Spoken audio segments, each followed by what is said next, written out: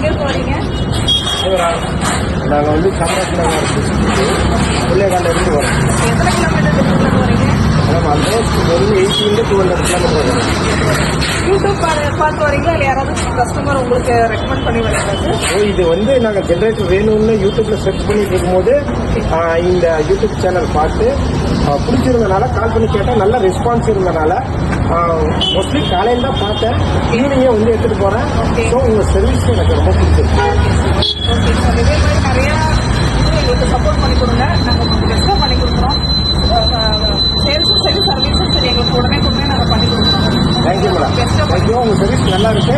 Almost எனக்கு தெரிஞ்சவங்களுக்கும் நான் நிறையா இது வந்து சொல்கிறேன்.